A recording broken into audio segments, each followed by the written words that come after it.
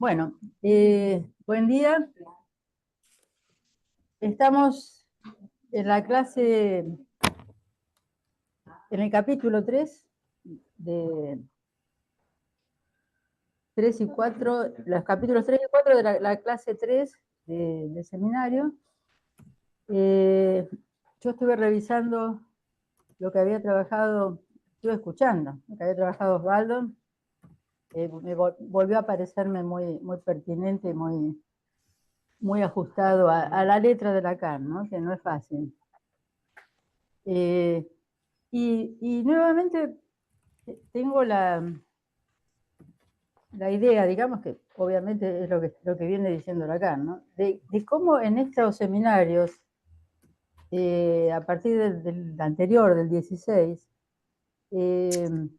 Lacan va precisando lo que tiene que ver con el orden estructural, digamos, del discurso del analista, como en el sentido de cuáles son los ejes, cuál es uno podría decir, el esqueleto que sostiene este discurso, que bueno, él lo ubica como estructura, ¿no? Y que supone, digamos, una formalización de la letra de Freud, diría.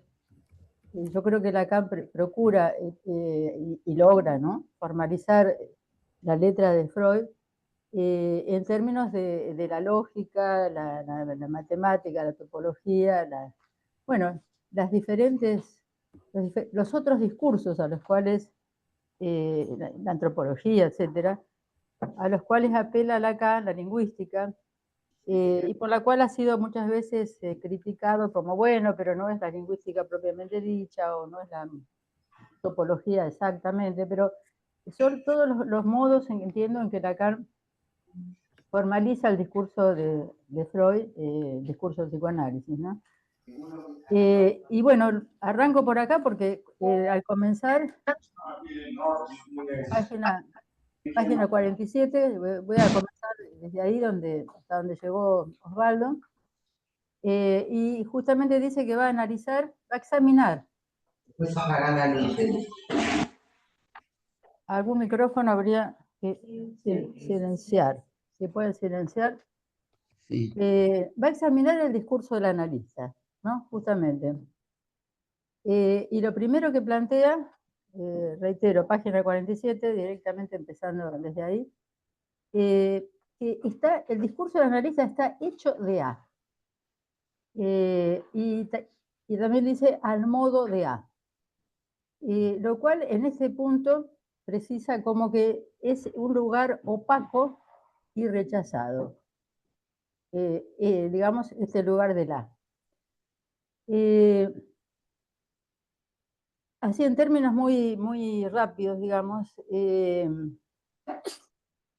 cuando uno habla de transferencia, me parece que ahí se ilumina un poco en principio, esta idea de al modo de A, o lugar rechazado, por algo muy simple, diría, que es que el amor de transferencia tiende a ocultar que en la trama de trabajo analítico no solo se juega el amor y el odio, digamos, o el plano, o podríamos decir el plano más imaginario de la transferencia, sino que está allí la pulsión.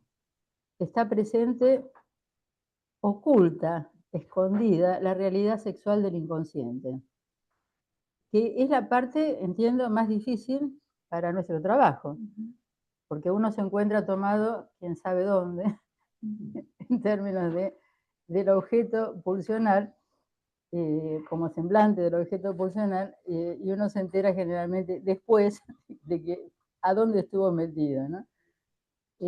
Así que lo de el lugar ese opaco, rechazado, en principio me parece que tiene esta versión. Hay un eco. Ah, ¿qué se hace? Bueno, ¿pueden silenciar todos los micrófonos, por favor? Bueno. Y entonces ya continúa inmediatamente que al plantear el asunto de examinar el discurso, ¿no? Lo primero que ubica es que lo que llamamos discurso, en la construcción de un discurso, hay un punto de imposibilidad. Esto lo dejo planteado, me parece que es fundamental, porque bueno, todo lo que es del orden de lo imposible es relativo a lo que llamamos real, y que es algo que no se puede cubrir o disimular con lo simbólico, ni evitar. Digamos que un punto de imposibilidad en la construcción de un discurso me parece que es, se podría decir, una garantía en este sentido de que lo real no quede ocultado por la impotencia. Entonces, a continuación, dice, la estructura es lo que nos interesa en la experiencia analítica. ¿Por qué? Yo creo que esta afirmación es fundamental, ¿no? Que la estructura sea lo que nos interese, mínimamente porque, bueno, cuando uno va siendo tomado en todo el hablar del analizante, en términos de, digamos, lo que podría ser su propia historia, sus conflictos, etcétera, ¿cómo podemos hacer para escuchar ahí algo del orden de la estructura? ¿No? Digamos, más allá de todo lo que es lo habitual del despliegue del ser hablante, sus quejas, sus reclamos, etcétera, etcétera. Y es lo que muchas veces no, en general, podríamos decir, resulta lo más difícil de nuestro trabajo, que estar ahí en la escucha de lo que sea de este orden de la estructura, más allá, ¿no?, de todo el speech imaginario que es habitual, ¿no? ¿Y por qué? A continuación, pregunta Lacan, ¿por qué nos restringimos a esto, ¿no? A intentar estar ahí en la estructura? ¿Por qué nos restringimos a ese manejo del significante y su eventual articulación? Por algo, dice, por algo.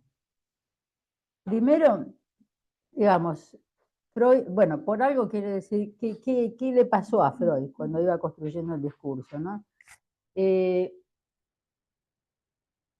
Primero se encontró con el inconsciente, con el deseo inconsciente y con el principio del placer ligado al deseo. Bueno, es cuando sus neuróticos le hablan de una insatisfacción en el orden de lo que fuera, pero que remitía habitualmente a lo que sería esta discordancia propia del deseo sexual.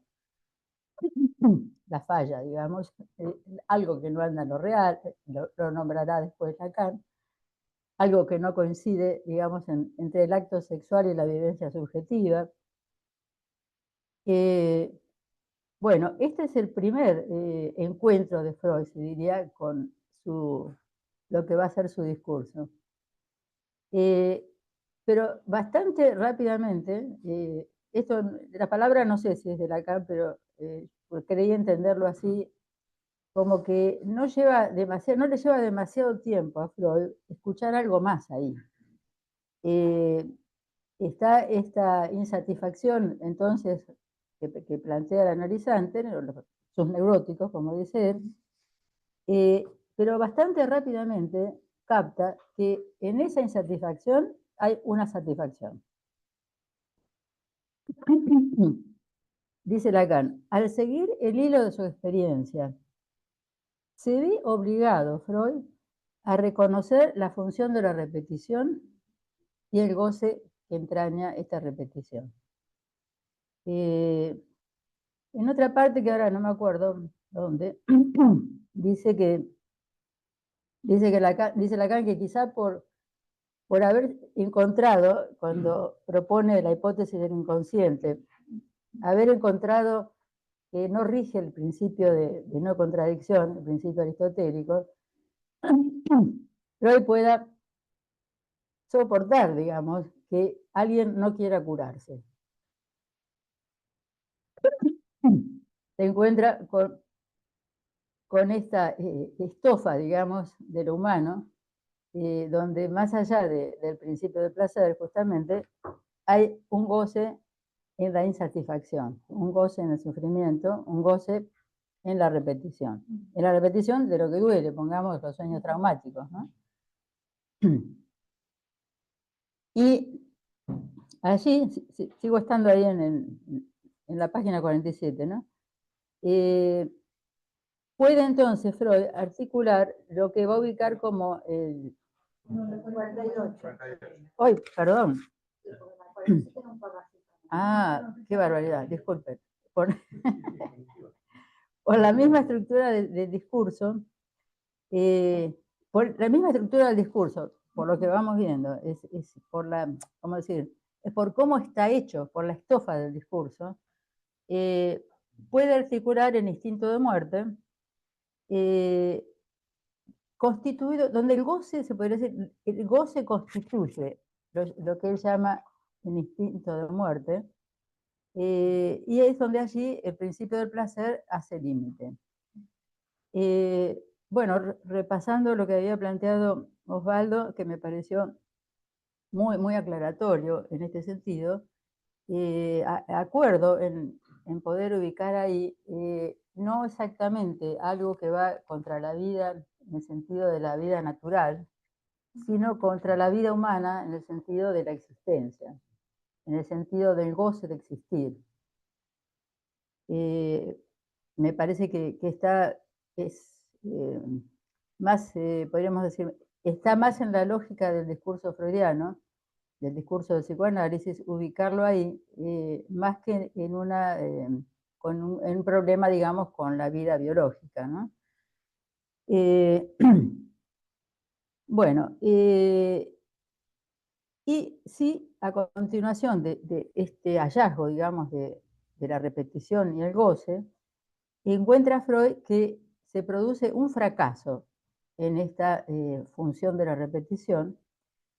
Encuentra que hay una pérdida de goce, una mengua de goce cuando se repite, y acá va a inventar, digamos, la función del objeto perdido, que es, digamos, un objeto que nunca fue en este sentido, porque lo que se repite no es lo mismo.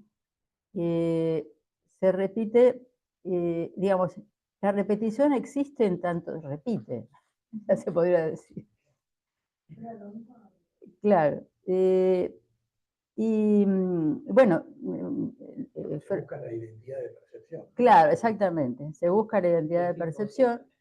Bueno, otra, efectivamente, otra cosa, un descubrimiento extraordinario, ya cuando trabaja la interpretación de los sueños, y es que este organismo que va a ser el ser hablante, ya regido por estos principios, digamos, el principio del placer, luego ahora la repetición y el goce, prefiere la alucinación al alimento. Ya somos raros desde el vamos, ¿no? Bueno, pero la pérdida de goce que se produce en la repetición, bueno, creo que todos lo hemos leído en términos de que Freud está apoyándose en ese momento en el discurso científico que es la termodinámica, y bueno, el principio de entropía es el segundo principio. El primero es la conservación, el segundo es que hay una pérdida de goce en la repetición. Bueno, la entropía no dice pérdida de goce, pero hay una pérdida que sería lo que lo lleva a Freud a pensar en esto del objeto perdido. Porque es notable cómo puede imaginarse que algo que es una pérdida constituya un objeto ahí donde nunca estuvo, pero sí se repite. nunca estuvo en ese lugar. O sea, cuando más adelante trabaja algunas cosas más de la enorme, de todo lo enorme que hay en términos de repetición, aparece en el sentido de algo que no es exactamente lo mismo. Es como, ya ahora no me acuerdo también la frase de qué parte del seminario era, que va por un camino y vuelve por otro, como si fuera una autopista. La autopista es la misma, pero se va por un camino y se vuelve por otro, que así opera la repetición. Es muy burda la imagen, pero bueno. Bueno, bueno hasta acá Freud, comenzando en estas páginas, y ahora Lacan dice su aporte, ¿no? Su aporte a toda esta trama, que es la función del rasgo unario, que es la forma más simple de la marca de goce. En el seminario 11 creo que es, que dice que cuando el incipiente sujeto, digamos, se inscribe en la cadena significante, ahí hay una marquita, se produce se produce un algo que va después de venir una marca. Algo que se podría decir, algo ocurre en esa inscripción que queda como la marca de goce que se va a instalar a medida que se repite. Es lo que hay del sujeto, por decirlo así, cuando se escribe la cadena del significante. Es decir, hay una pérdida de ser, pero algo queda como una marca. Hasta ahí es lo que va a llamar rasgo unario. En el seminario de la transferencia, si no recuerdo mal, dice que este rasgo unario va a devenir significante después que, en la medida que se repite, entra en el entramado de la cadena del lenguaje. Entonces, lo que ha sido una marca de goce va a tomar el carácter de significante. Lo aclaro desde ahora porque muchas veces hay mucha discusión sobre esto, si el rasgo unario es significante, no lo es. Bueno. Problemas cruciales también. También creo que sí, sí. Bueno,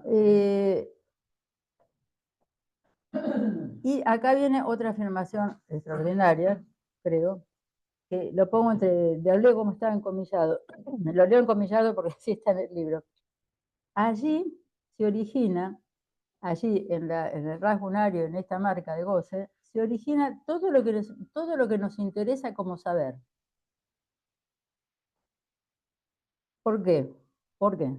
Porque acá la repetición inaugural es lo que apunta, es la repetición inaugural en tanto apunta al goce. Esto es todo lo que nos interesa como saber. Allí se va a articular entre un significante y el otro el sujeto, que es, ¿no? Perdón, ahora 49.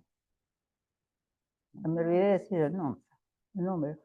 Bueno, allí se articula,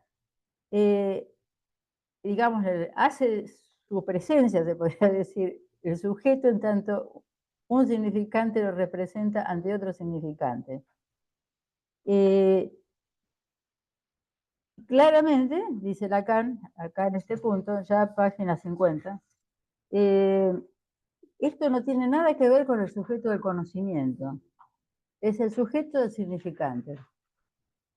El sujeto del conocimiento remite a un saber natural, por ejemplo, lo que se sabe por lo que se percibe, las percepciones, ¿no? Del orden de la vista, el oído, los sentidos, la conciencia podría agregar. El sujeto del conocimiento estaría en el orden del saber natural, mientras que este otro saber es relativo a la articulación significante y al goce.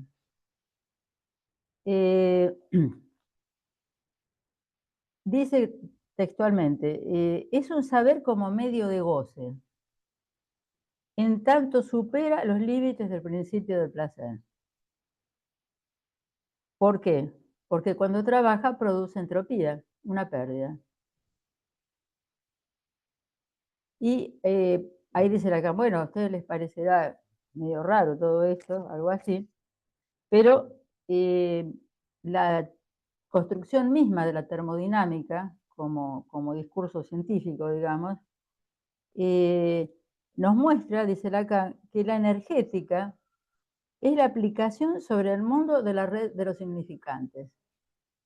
O sea que la energética misma, ¿no?, como construcción científica, en realidad se entiende, es la aplicación sobre el mundo de la red de los significantes. O sea que no es nada que estuviera antes como una percepción intuitiva. Uno mira, escucha, etcétera, no puede captar que se trata de una red significante, ¿no? Y luego dice algo precioso, página 52. La marca esta de la que estamos hablando, la marca que es el rasgo unario, la marca ya es en sí misma conductora de voluptuosidad. Es extraordinario, ¿no? La marca ya es en sí misma conductora de voluptuosidad. Y ahí nos habla del fantasma. Bueno, esto exactamente es la gloria del fantasma. ¿Y qué es la gloria? Perdón, la gloria del fantasma, disculpen, fallido. La gloria de la marca, no está mal, bueno, gracias, Estela me acaba de perdonar. Es la gloria de la marca. ¿Qué es la gloria de la marca? Que ahí, bueno, dice el fantasma de flagelación, pongamos, ¿no? Fantasma sadomasoquista, etcétera, etcétera.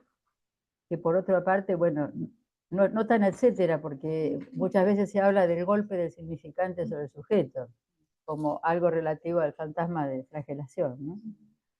En esta construcción, podríamos decir, del fantasma, el gesto de golpe, el gesto de flagelación, se está unido, a ver, quiero buscar la palabra, al que encuentra ahí como objeto de goce. Hay una coincidencia, digamos, entre el gesto de la marca, del golpe, y el lugar de quien está colocado ahí como objeto de goce. Ahí donde un sujeto se identifica como objeto de goce. Después lo podemos retomar, pero me parece también muy, muy preciso, ¿no? Dice a continuación, es que hay una equivalencia entre el gesto que marca y el cuerpo. Una equivalencia entre el gesto que marca, el gesto del golpe del látigo, sí, y el cuerpo marcado por el goce. Hay una equivalencia. Dice, esto es la gloria de la marca, claro. Esta equivalencia, ¿no? Bueno, no es para sonreírme porque en realidad es lo que padecimiento mayor, por lo cual el fantasma cuesta tanto de ser desmontado en el trabajo de análisis. En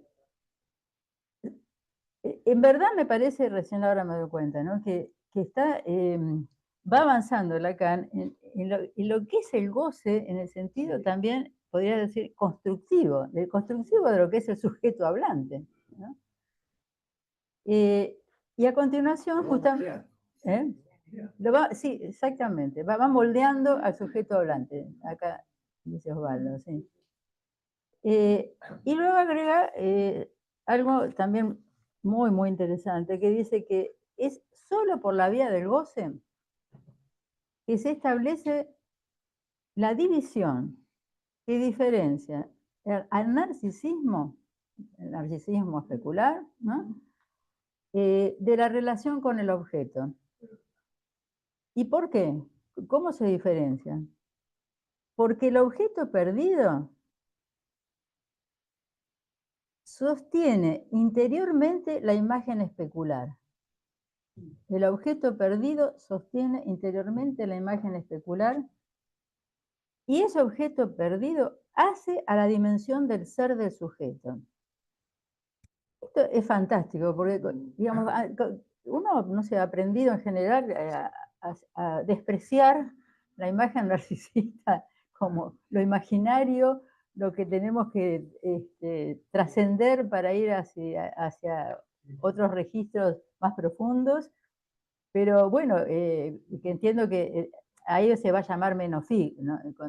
Cuando está, es lo que no se ve en la imagen especular, que Lacan llamará menofí, que es el lugar del objeto perdido, en verdad. Y desde ahí se sostiene la imagen especular. Entonces, a mí me parece que por eso también... Es la famosa polémica del sí mismo. Bueno. La famosa polémica. Sí.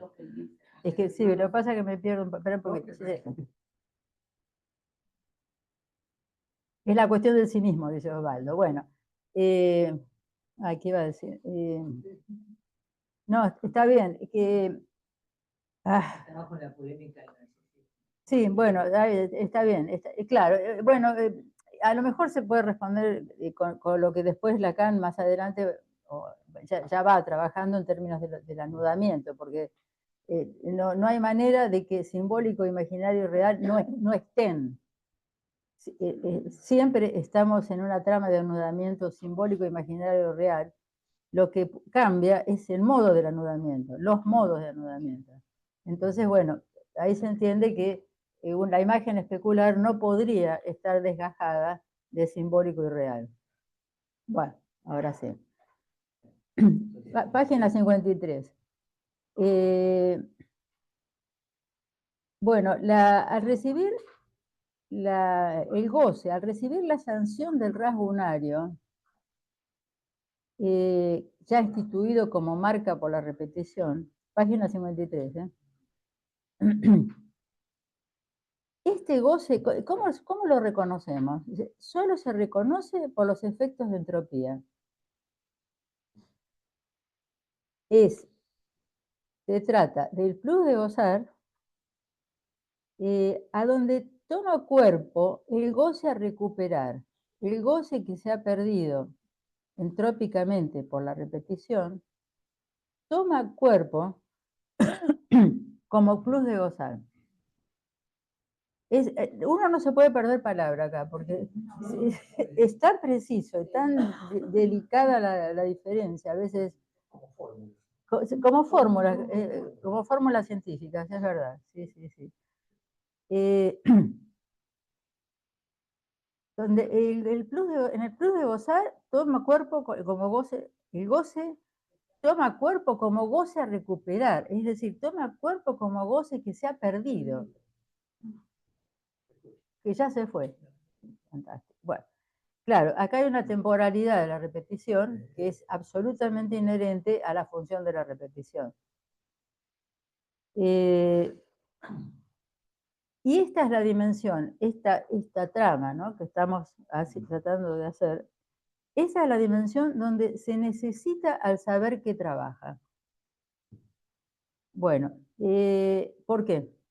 Porque el saber que trabaja, entiendo que se está refiriendo a partir de acá ya decididamente a qué hacemos en la función de trabajo analítico, ¿no? ¿Para qué lo hacemos?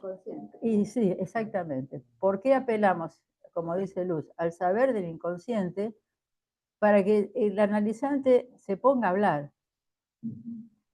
Llamamos, hacemos como que se hace una llamada a ese saber del inconsciente, que es el saber no sabido, que está en el analizante. Es el único que tiene un saber ahí. Un saber, es el que tiene que trabajar. Un saber no sabido, exactamente, es el que tiene que trabajar. Bueno.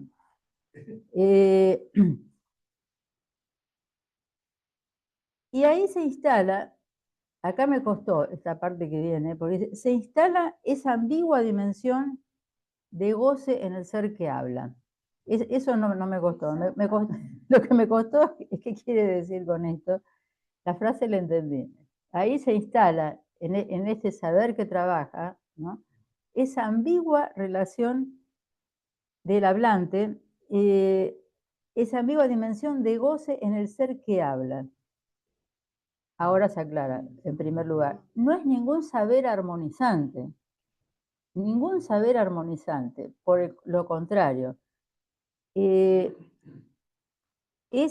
diría, es como, él dice, es como la masa, y apenas hace ahí una mención a psicología de la masa, la religión, las creencias de lo que fuera, esa masa, esa especie de conglomerado extraño, digamos, que es donde el hablante queda insertado, ¿no? No que le da lugar a la palabra. Bueno, O pero sea, sí, pero no te voy a dar lugar a la palabra porque me pierdo. Bueno, Bastante perdidos estamos ya. Para que nos hagamos más. bueno, disculpen. No, Eh, no, Acá dice, me sale la palabra pastiche, ¿no? En una especie de pastiche ahí de lo que somos como hablantes en esto, bueno. Y es ahí donde la práctica analítica clásica quedó detenida, ¿no? Entonces no se entiende nada, acerca de esta construcción extraña que somos los hablantes. Están ahí, dice, los objetos A, los objetos pulsionales, y que bueno, que fueron, cuya localización ha sido confusamente localizada por la psicología clásica o por, bueno, otros discursos. Pero en esa, dice, el saber acá se reduce a toda esta articulación significante del saber que trabaja, de ese goce que se construye y a la vez produce todo este trabajo, eh, es donde el sujeto no puede más que apalabrarse ahí, en ese pastiche, digamos. Apalabrarse con este aparato. Dice, bueno, y si a este significante 1 lo acompañamos con el S2, que es donde va a ubicar el lugar del saber, ¿no? Ahí ya estamos en la inserción, ya como sumergido, digamos, el hablante, en el goce del otro, lo que localiza como goce del otro. Bueno, esta es la esencia del fantasma. Es decir, el fantasma, el sujeto está como objeto de goce del otro. Sabemos que desde ahí parten todos los síntomas, ¿no? Del orden que querramos ubicar. Bueno, y ahí dice, yo traduzco en página 54, yo diría, acá empieza el trabajo de psicoanálisis para alguien que se coloca en ese lugar como psicoanalista, porque Lacan dice, aquí comienza el trabajo con el saber en tanto medio de goce. Y agrega, como si fuera cualquier cosa, página así, yo tengo 54. Por favor, la vez que la pegué, bueno, 54. Sí, disculpan. No, por favor. Acá comienza, bueno, entonces lo que es el trabajo de análisis, ¿no? Este trabajo agrega ahora también como si fuera cualquier cosita, este trabajo tiene un sentido oscuro. 2 puntos, la verdad. La verdad. Bueno, cuando uno dice el discurso del analista, habitualmente se dice el saber va al lugar de la verdad, ¿no? Digo, como una definición. Bueno. Muy bien. Bueno, el punto 4, página 54, seguimos. Acá se va a ocupar de la verdad y de lo que tiene que ver con la interpretación y con la tarea del analista, digamos, ¿no? Dice, la verdad es únicamente accesible a un medio de decir. Y acá, digamos, taxativamente dice, bueno, todo lo que se pueda decir es infinito, ¿no? Desde la filosofía en adelante, pongamos acerca de la verdad, las religiones, ni hablar. Lo que se puede decir de veras, algo así, dice, es que solamente es accesible a un medio de decir. Más allá de esa mitad, es un medio de decir, no hay nada que decir. Es lo indecible. Hay un relato que hace en Leturdí. Es la historia del medio pollo. Creo que lo toma en otro seminario también. Bueno, parece. Bueno, buenísimo. Bueno, entonces, hago una referencia nomás. Rostizado. Me dicen que va a ser rostizado, porque el próximo, acá, dos compañeros van a tomar el medio pollo, ya lo van a tener rostizado, parece. Bueno, la historia del medio pollo es que es un cuerpo que es la mitad de un pollo. La otra mitad no está. El pobrecito nació así, podríamos decir. Nació medio pollo. Pero este medio pollo se las arregla para hacer cosas extraordinarias. No voy ahora a adelantarme porque ya va a ser en la próxima reunión. Pero esa mitad que le falta es algo que no hay, ¿no? No hay. Y la verdad es algo así, que no es que uno no quiera decir la mitad, es que no hay nada ahí que se pueda decir, nada decible, porque esa otra mitad es un agujero negro como la mitad de ese pollo, porque es la castración, es lo que no hay, es ese abismo, esa ansia de la no equivalencia de escritura, etcétera, etcétera, pero que en términos así más imaginarios, digamos, es que ahí no hay nada, no hay nada para decir, nada para decir. En la historia esta del medio pollo, se va ingeniando el pollo para que sí haya mucho para decir, pero lo va construyendo como locamente en su recorrido. Bueno. Pero bueno, acá Lacan no habla del medio pollo. Él dice, lo tomo encomillado por textual, ilustré este nudo del medio decir, lo llama nudo, este nudo del medio decir, con la interpretación. Y es una definición de la interpretación, dice, es una enunciación sin enunciado, o sea, le falta la mitad, ¿no? Y un enunciado con enunciación en reserva, también le falta la mitad. Con estos ejes debemos avanzar en renovar el tema de la verdad. Y creo que ahora va a aclarar lo que más, bueno, no es lo que más, acá todo vale oro. ¿De qué se trata? Bueno, yo diría, ¿de qué se trata eso, ese lugar vacío, eso que no hay? Bueno, Lacan entra por el lado del amor a la verdad. ¿Cómo va a llegar a profundizar en esto, de ese medio que no se puede decir? Y dice, ¿qué es el amor a la verdad? Algo que se burla de su falta de ser, que es lo mismo que la falta de olvido, porque ser no es más que olvidar. A ver, ¿qué tal? Exactamente. El amor a la verdad es algo que se burla de su falta de ser. Pero después aclara, ¿por qué ama esa falta de ser, que es como la falta de olvido? Porque es la debilidad. Es el amor de esa debilidad. Es lo que la verdad esconde, la castración. Es casi tremendo de imaginar, pero es el amor a esa castración. Bueno, difícil de imaginar. Lacan nos viene hablando de que amamos al Padre porque nos castra.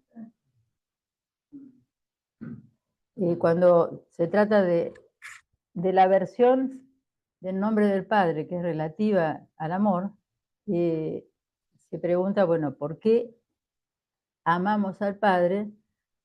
Y responde Lacan, porque nos castra. Porque, bueno, pone el palo en la boca del cocodrilo. Digamos que lo amamos porque podemos hablar, porque nos da existencia. Nos da existencia. Por, exactamente. Acá dice, esta vez lo tomo, dice Osvaldo, que eso es lo ardiente del medio pollo, que es la castración que hay ahí. Yo no podía dejar de No podía dejar de decirlo. Bueno. Bueno, entonces, y por supuesto aclara, esto no es lo que usualmente entendemos como la verdad, porque la verdad tiende a mitificarse. Bueno, creo que no hace falta abundar en todas las situaciones discursivas donde la verdad aparece como a dónde llegar, lo que hay que conseguir, digamos, los bastiones donde cada uno sostiene su verdad, ¿no? Los bastiones discursivos, bueno, teóricos, religiosos, políticos, ni hablar, son todas mistificaciones de la verdad que hacen un velo, entonces, sobre esto que es la verdad relativa a la castración, la verdad que está ahí donde está la castración, o sea, donde no hay nada, donde no se puede decir. Bueno, y ahora en la última parte, páginas 55 y 56. Sí. Bueno, ¿qué se le pide al psicoanalista? ¿No? Dice que ha sido criticado por responder con cierta ironía sobre esto. Lo que se espera, perdón, me adelanté. Lo que se pide al psicoanalista, borro la frase anterior. ¿Qué se le pide al psicoanalista? Bueno, supuestamente se supone que sostenga en lugar del sujeto supuesto al saber, ¿no? Que bueno, creo que hemos aprendido que es necesario, necesario como efecto de la transferencia, que el analizante hace una suposición de saber ahí su analista, ahí es su analista, cuando hace su suposición de saber, ¿no? Una cierta apropiación transferencial, pero bueno, es ahí mismo donde el analista tiene que hacer una salida, salida en lo posible más o menos pronta, porque podría ser que se asuma como sujeto supuesto al saber, y entonces nos vamos a encontrar con todos los formatos de la hipnosis, psicología de la masa,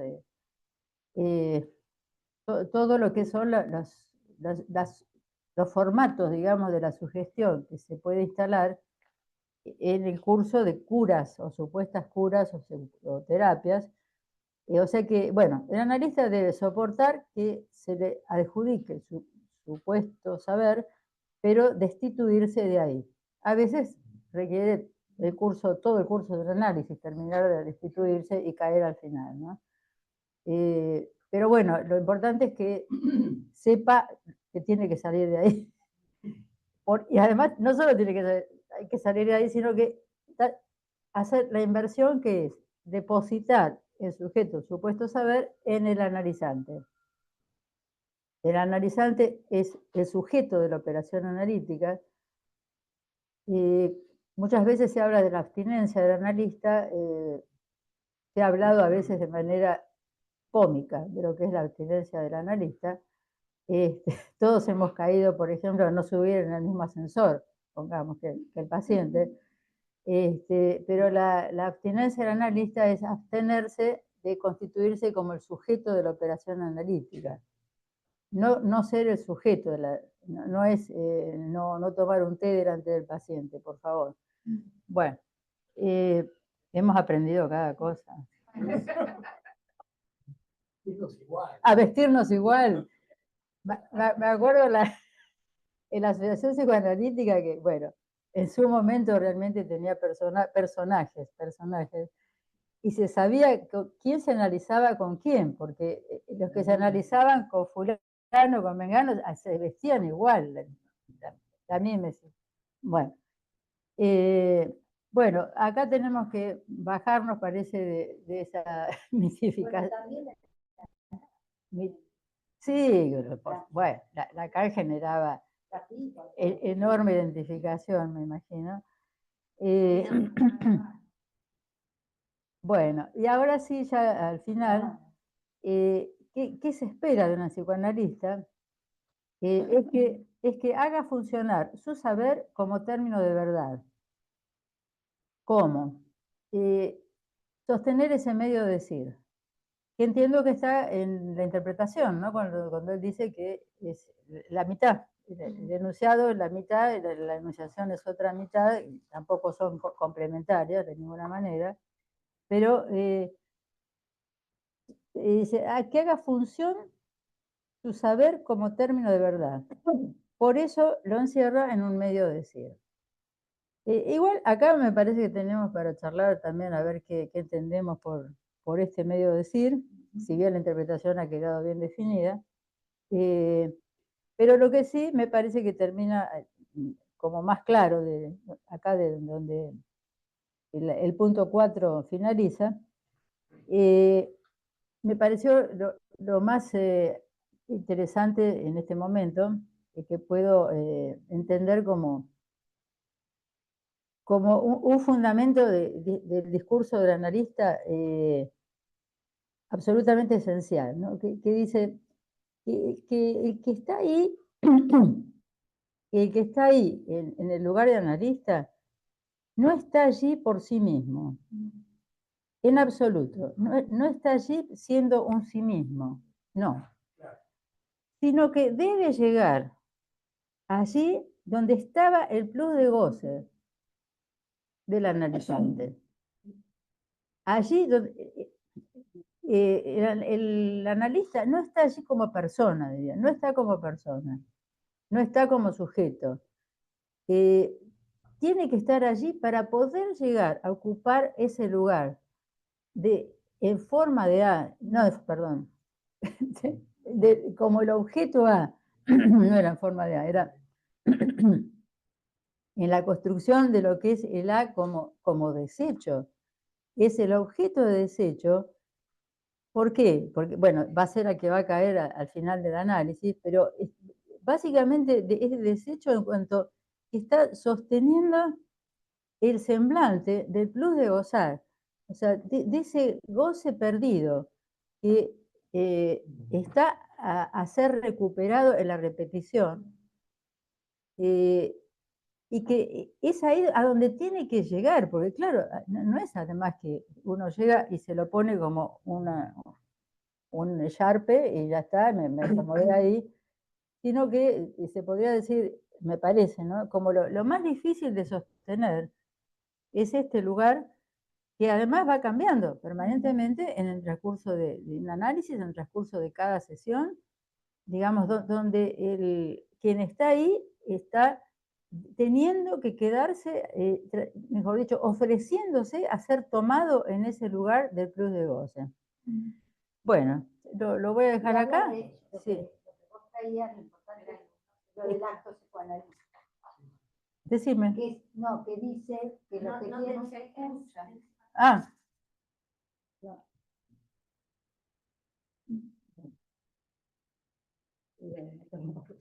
Dios mío. Pero no lo veía desde acá. No, te decía que donde vos culminás, lo que agrega él, que me parece importante, es que en tanto profiero el acto psicoanalítico, ¿no? Que se trata del acto psicoanalítico que es cada vez, ¿no? A eso me refería, nada más.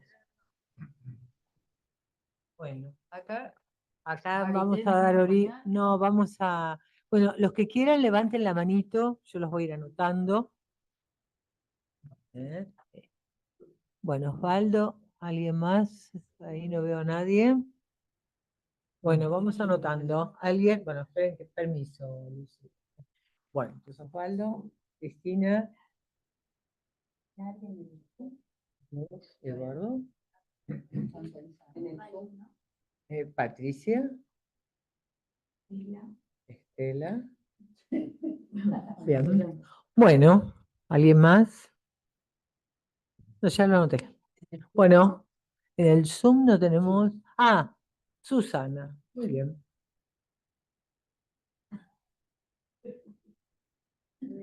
Muy bien. Le voy a sacar acá. Ya. Ok. Bueno, perfecto. Osvaldo, ¿qué pasa? Sí, a ver. Yo quería, a ver, porque bueno, no puedo con mi genio, pero a lo que voy es, sí, sí, claro, pero yo quería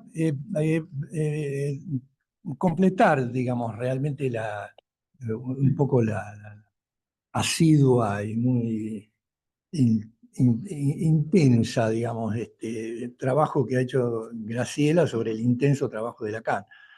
Pero a lo que voy es que les hice un dibujito, y yo no sé, acá arriba, pero es que no sé cómo, ¿no? ¿Se puede ver? ¿Se puede ver ahí? ¿Se ve el dibujito? Este que está acá arriba, ¿lo ven?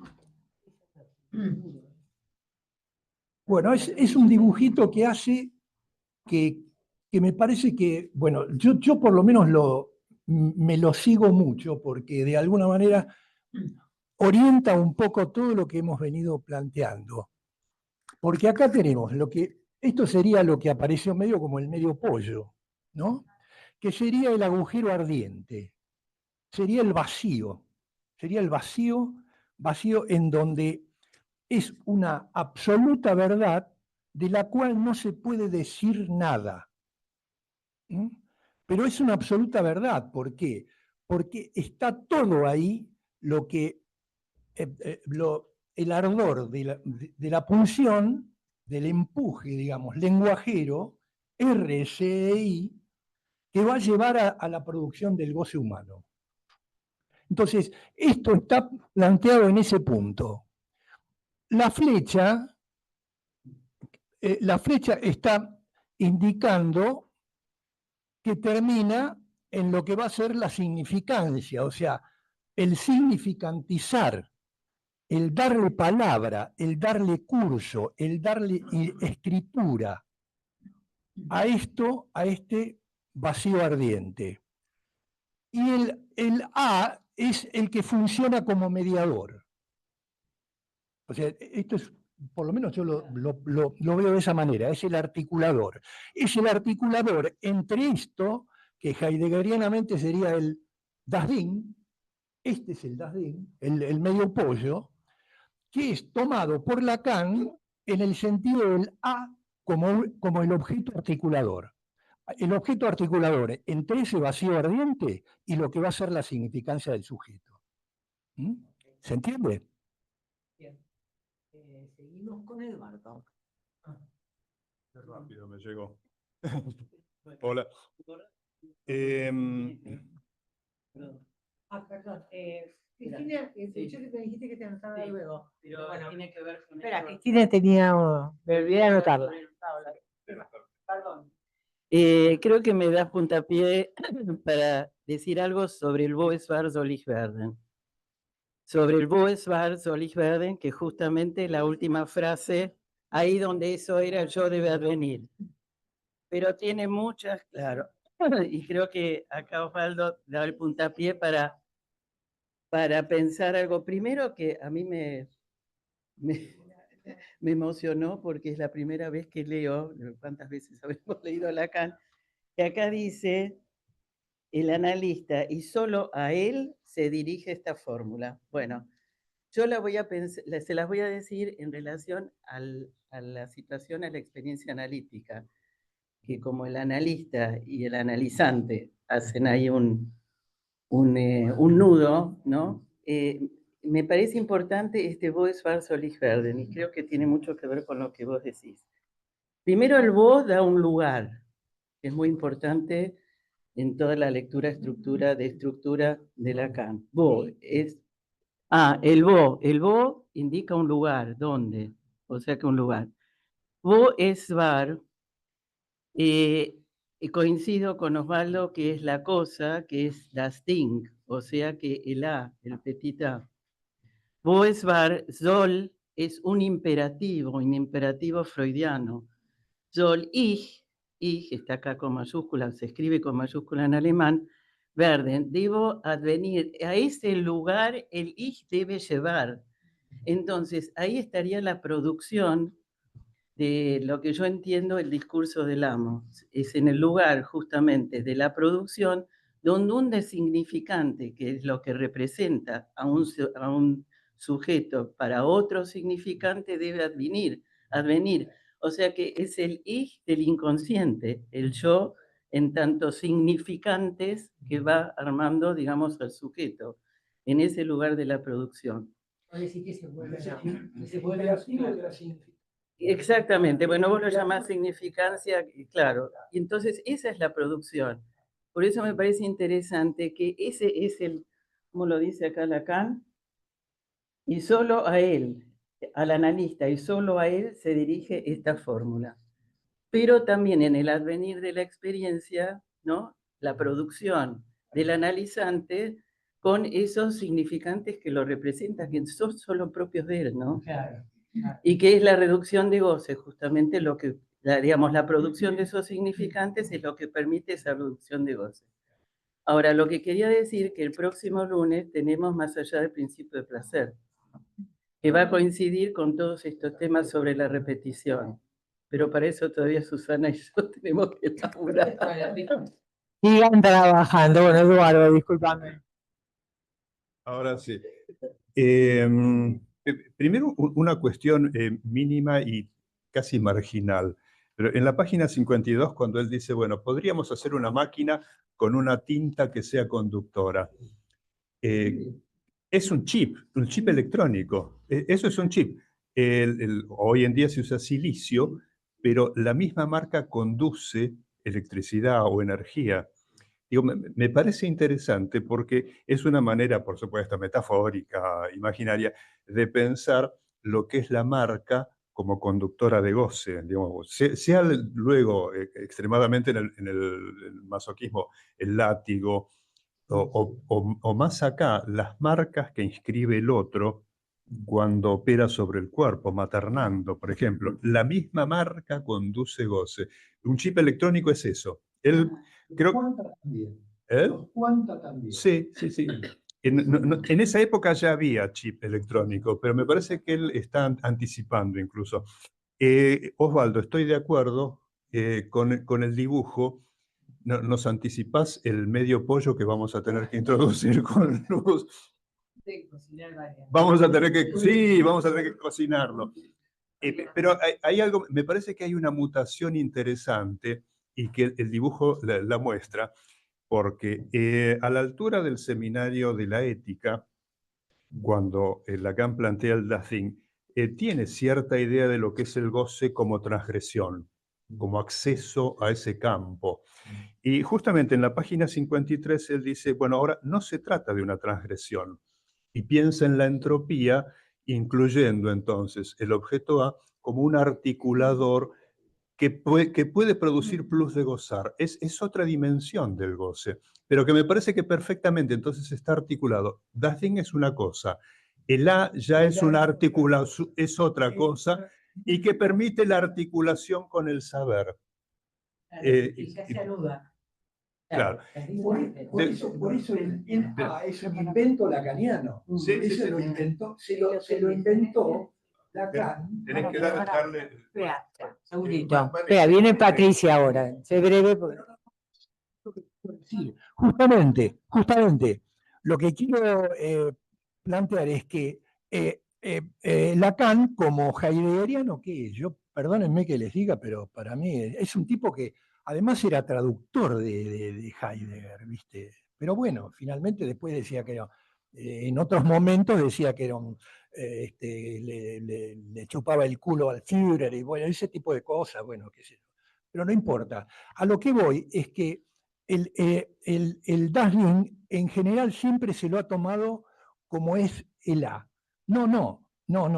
El A es el invento lacaniano sobre esa base que él tenía heideggeriana del Dasling. Es RCI. Cuando decimos A, decimos RCI. A ver, Patricia. Perdón, yo no sé muy bien qué es lo que voy a decir porque se me hizo uno de la cabeza.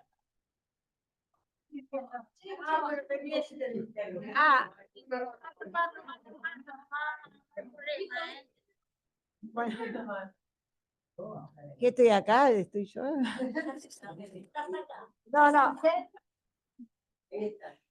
Perdonen que retorne a un lugar que es cuando Graciela dice, bueno, como lo explica, que el infans, eso que empieza en la vida, prefiere la alucinación al alimento. Entonces, o sea, ¿por qué? A ver, digamos, porque ya no es tan importante el alimento, sino que ahí lo que tiene que estar es ese otro, el otro que le dará el alimento, pero ya el alimento queda entonces abandonado, que el otro haga lo que tenga que hacer. Entonces, a mí me parece ese momento, ¿no?, que nos separaría del ser animal, porque el animal no necesita del otro para alimentarse, en ese lugar donde suelta el alimento, que después, y que necesariamente se entrega enteramente, perdónenme que lo diga con mis palabras, ¿no?, a ser objeto del otro, y le da el cuerpo al otro enteramente, porque ya, digamos, el alimento no es, sino, ¿cómo eso entonces estaría acá en la función del analista?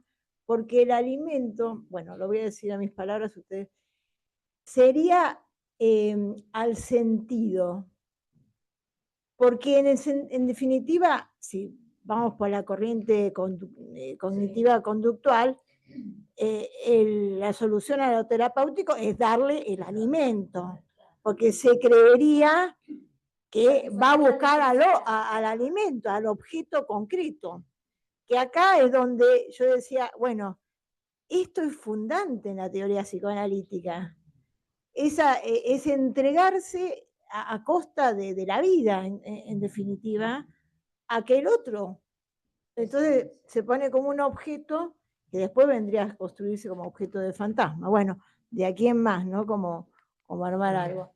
Eduardo, ¿querías comentar algo antes de darle a Estela? ¿Querías terminar? Bueno, Estela. Estela. Estamos bien aquí. Estela. Bueno, esto que decís, bueno, buenos días, después de esta clase preciosa de Graciela hay tantos puntos y tantas cuestiones, ¿no? Pero sobre esto de que el infante prefiere, dijiste, la alucinación al alimento. Me estaba acordando de la vivencia de satisfacción de Freud, y yo agregaría, es un ratito en ese armado, es un ratito, porque ahí está la urgencia, y Lacan habla de la urgencia en relación a la necesidad, y después habla de la demanda en el deseo y su interpretación. Eso por un lado. O sea que, bueno, es todo este armado complejo, ¿no?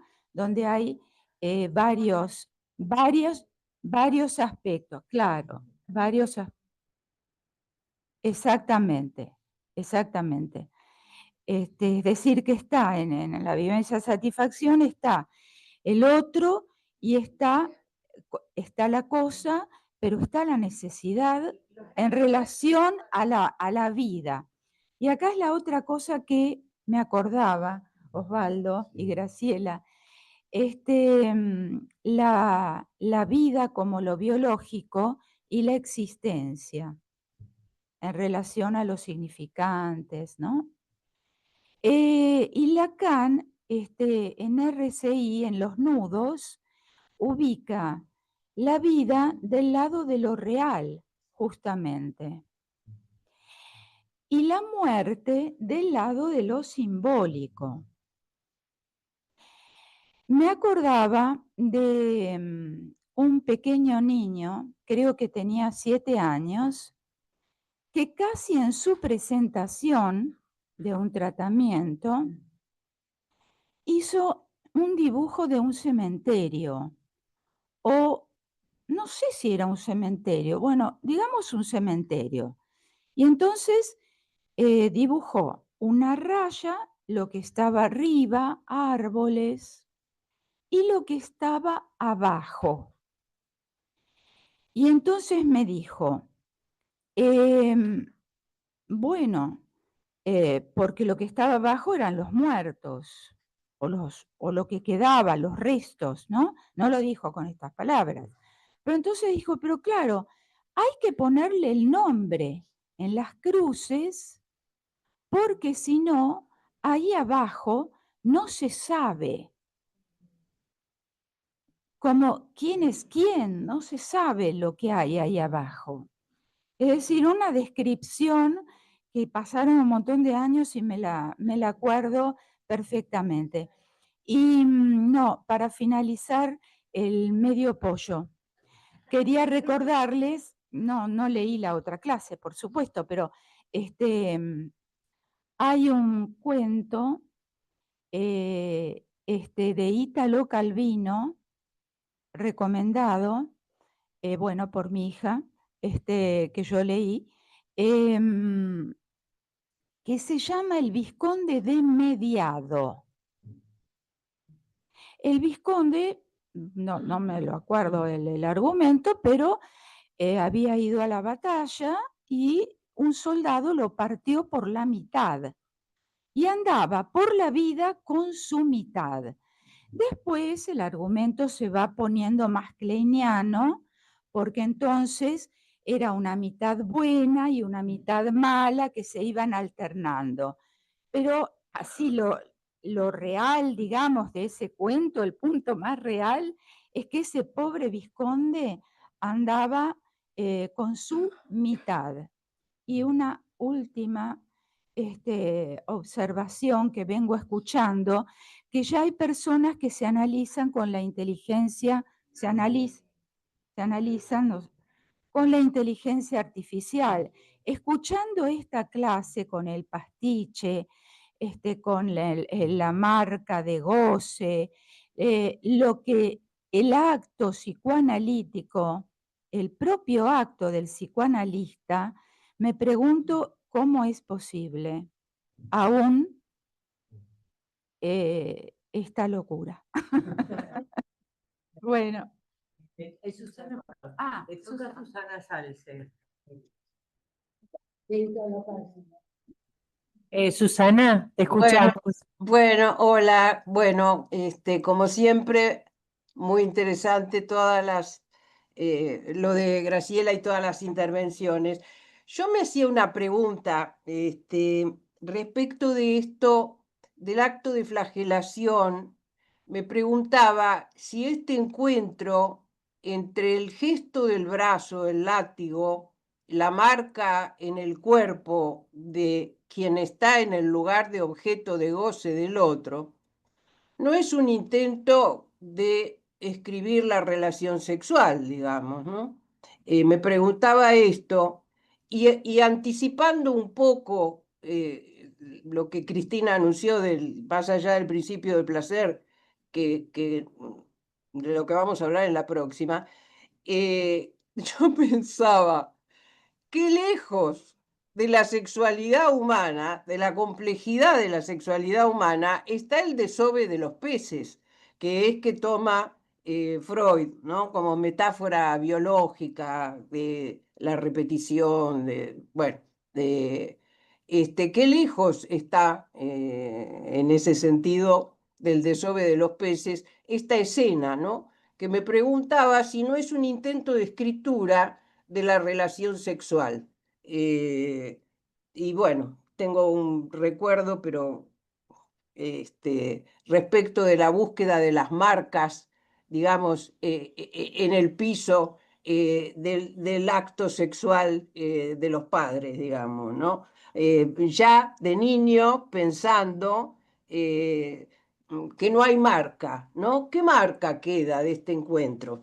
Estoy diciendo una banalidad para los psicoanalistas, ya sabemos que la relación sexual no existe, digamos, o no, ¿no? Pero pensaba que Lo importante, Susana, este claro. acto, si no Ah. es un intento de escritura de lo que no se puede escribir, digamos, de lo que no queda Exacto, y marca. bueno, es que la escena primaria sería un intento fantasmático de escritura fallida de la relación sexual que no hay. Claro, El hombre claro, de los lobos se pasó, se volvió loco por eso, ¿no? sí.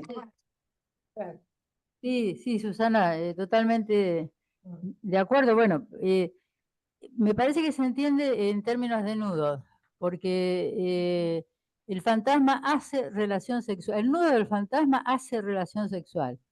Esto está en el seminario del Sintón, donde separa justamente el nudo del fantasma del nudo del Sintón. Bueno, ahí es un poquito complejo, aparece como un cruce raro de entender, pero claramente lo que vos decís, el fantasma es un anudamiento que hace relación sexual, sí, sí. Claro, claro, Claro, gracias, porque gracias. en última instancia, claro, porque hace por eso digo, del pegan a un niño, aparece, digamos, las dos fantasías consecutivas que son, bueno, la fantasía de seducción y la escena primaria, ¿no? Una más ligada a la histeria, otra más a la neurosis obsesiva, pero siempre las dos son de alguna manera, un poco esto que vos decías, Graciela, la relación ambigua del sujeto con su goce, ¿no? Sí, sí. Necesita complementarse armónicamente con el otro para salir de su discordancia. Porque era lo único que me quedó un poquito en el tintero, como con ganas de decirlo, porque muchas veces escuché trabajos de otros lugares donde aparecen analistas jóvenes muy superados, como ser que ya la tienen clarísima. La tienen clarísima quiere decir que, bueno, se trata de sacar del goce al sujeto, sacarlo del goce, listo. Ese es el análisis. Lo he escuchado en lugares de cierto prestigio, digamos, y como si fuera, además, en primer lugar, como si el goce fuera efectivamente el sarampión que se tiene que curar cada uno. Bueno, y lo que estamos aprendiendo o reaprendiendo, porque supongo que la práctica clínica uno aprendió con dolor, que el goce está ahí, que el goce es inherente a lo que somos, no es algo para sacar y tirar por la borda. Por eso lo del goce de existir me parece que define bien, porque no es que nos estamos sacando la pulsión de muerte y entonces nos curamos, no. El goce es el motor de nuestra vida, pero claro, el principio del placer se supone que va haciendo borde como para que no caigamos más allá, ¿no? Bueno, gracias. ¿Alguien quiere? Bueno, Eduardo, dale. Tiene que ver con esto, de alguna manera, Graciela. Y me parece que articula con el más allá del principio de placer, seguramente lo retomaremos el lunes.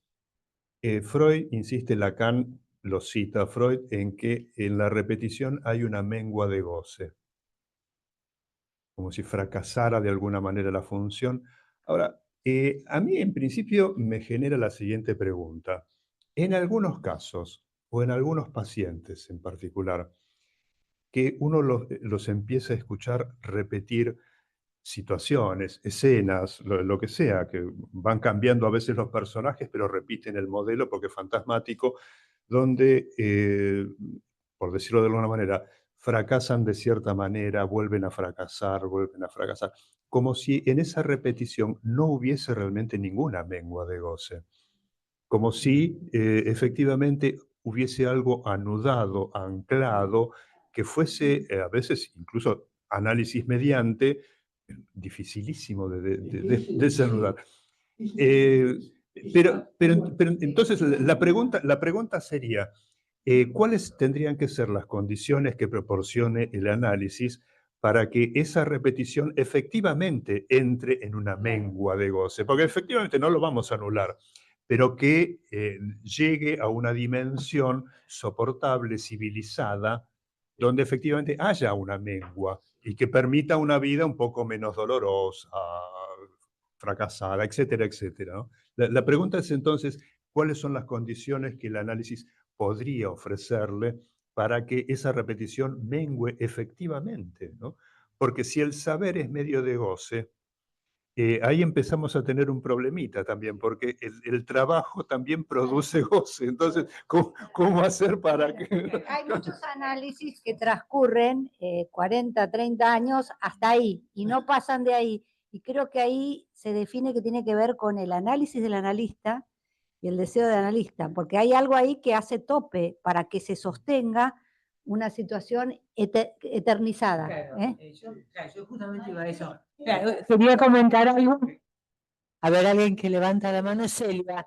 Te anoto, Celia. No, yo quería comentar algo, ¿no? Porque justamente, ¿no? Esta cuestión de lo terminable y lo interminable del análisis. Porque es cierto que si en esta cuestión la direccionalidad digamos, del trabajo como medio de saber tiene que tener como límite la ubicación de un saber en el lugar de la verdad. Porque si el saber es medio de goce, justamente se trata de llegar a un punto de verdad para que cese, ¿no?, esta acumulación de saber que sigue acumulando goce.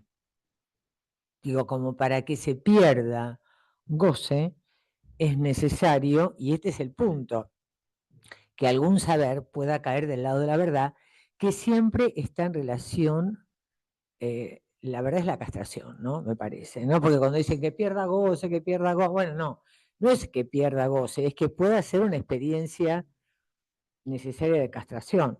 Es fácil. Claro. Perdón, estaba Cristina, Celia y después Cristina, ¿te parece? Sí, Celia, dale. Y después Osvaldo, bueno.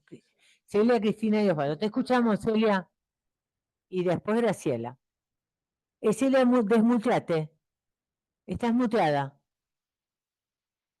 Celia, estás con el micrófono. ¿Ahora me escuchan? Ahora sí.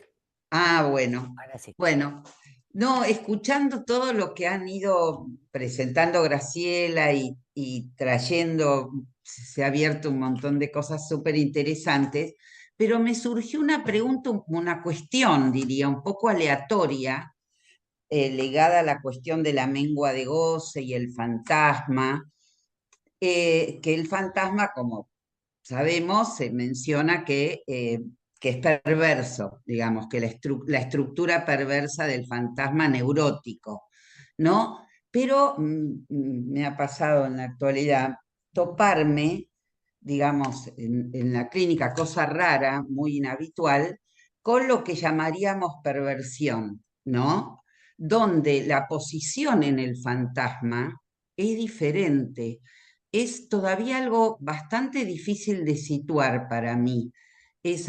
Pero uno podría decir, para hablarlo en términos muy comunes, que allí donde el neurótico, digamos, se desarticularía el fantasma y entraría en angustia, ¿no? En la perversión, algo de la escena fantasmática se sigue sosteniendo, ¿no? Por ejemplo, recuerdo un paciente que tenía como escenas masoquistas, ¿no? Contrataba gente para que lo maltrate, le pegue, una vez se le fue la mano. Bueno, traigo un ejemplo así muy concreto y muy, no es el único, pero me preguntaba alrededor de esa diferencia de posición en el fantasma y la cuestión de la mengua de goce ahí, ¿no? Bueno, un poco me fue apareciendo, aunque es, como ya digo, lateral. Gracias.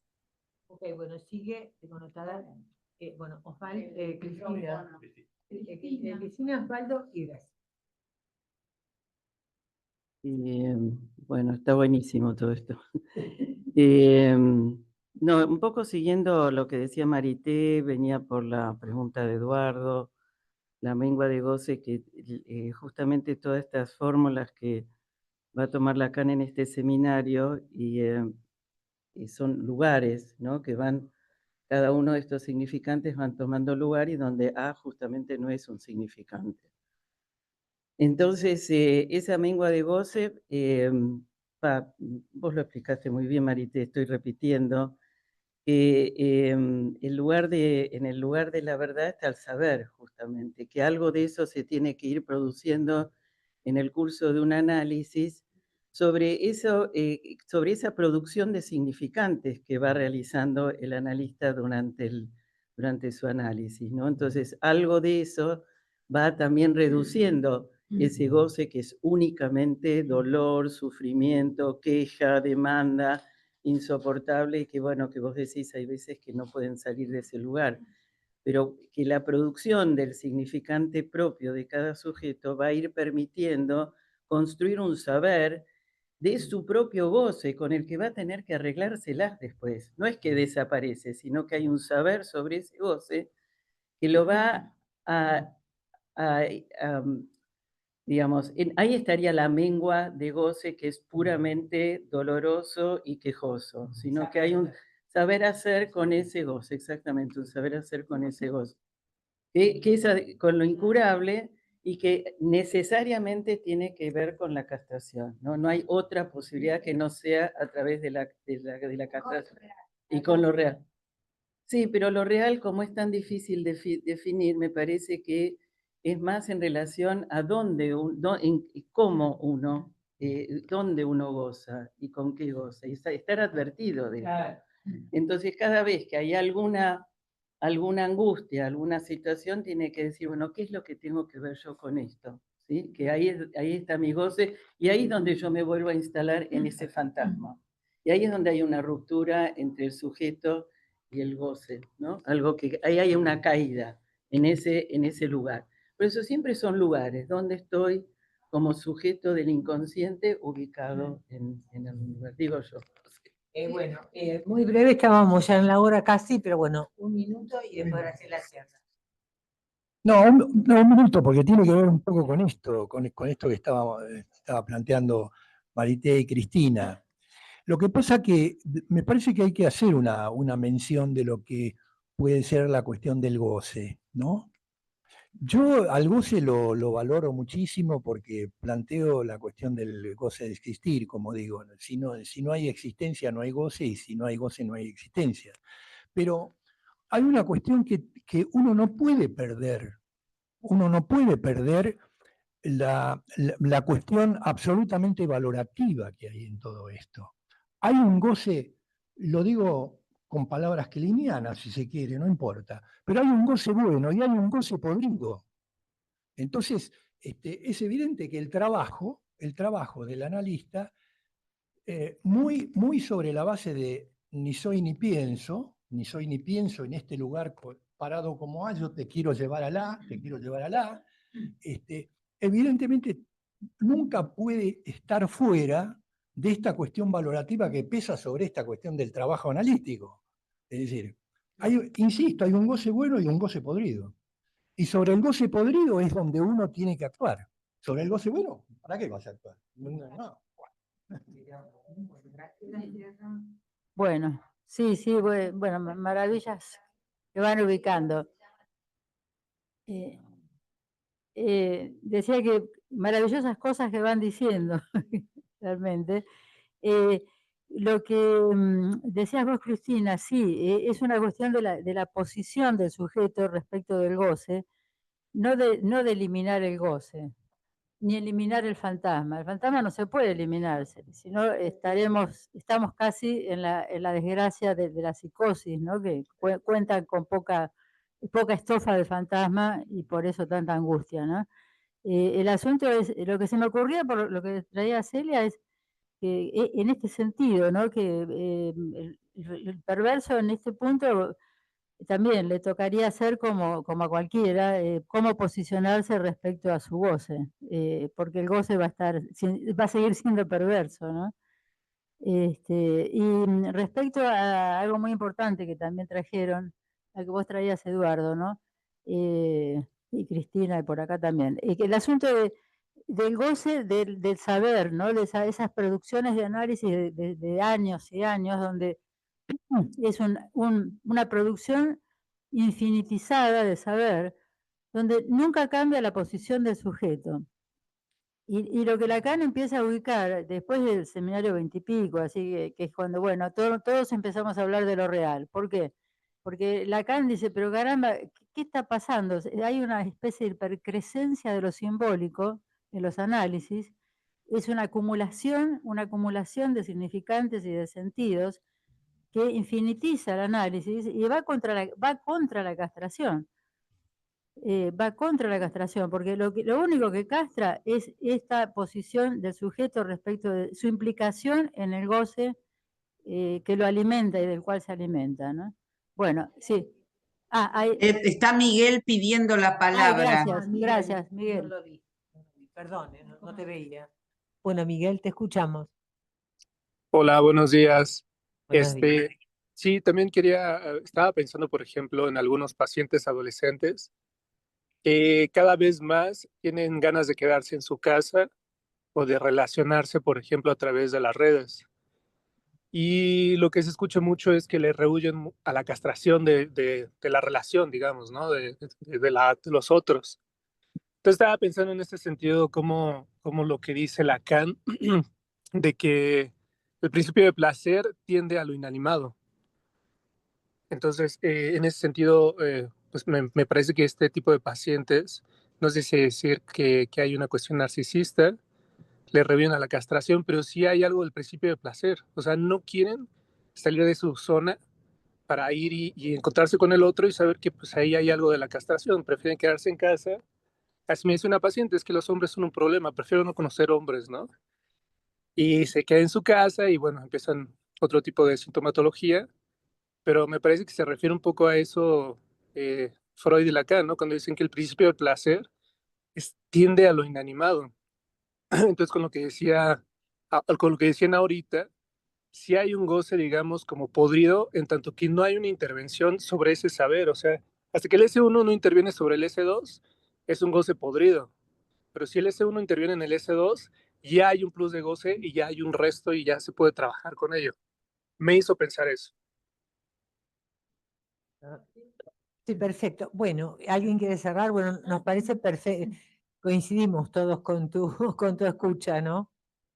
Esta idea de que, claro, salir al encuentro en la pubertad, en la adolescencia, con el otro sexo, te confronta inexorablemente con la castración, inexorablemente con la falta, con la incomodidad, ¿no? Con la necesidad de ir más allá de... Por eso, bueno, la solución ideal para este tipo de pacientes sería hacer análisis con la inteligencia artificial, porque ya ni siquiera sería la solución, ¿no? Bueno, dejamos acá entonces, ¿les parece? ¿Puedo decir Muchas una cosita gracias, cortita? Graciela. ¿Puedo decir una Es masturbatorio, ¿no? Muy bueno. Claro. El paciente tiene la solución sería esta, porque ya no tienen ni... Marité, querían decir algo. Marité, que alguien quería decir algo cortito. A ver, una cosita cortita. Qué bárbaro esto de la adolescencia, de renegar la castración. Lo que no sabe ese adolescente, que renegando la castración también pierde. Y mucho más. Y mucho más. Mucho más, seguro. Evitando Nos vemos en perder, Tucumán, pierde Mariana. más. Nos vemos en Sí, Tucumán, eso dale.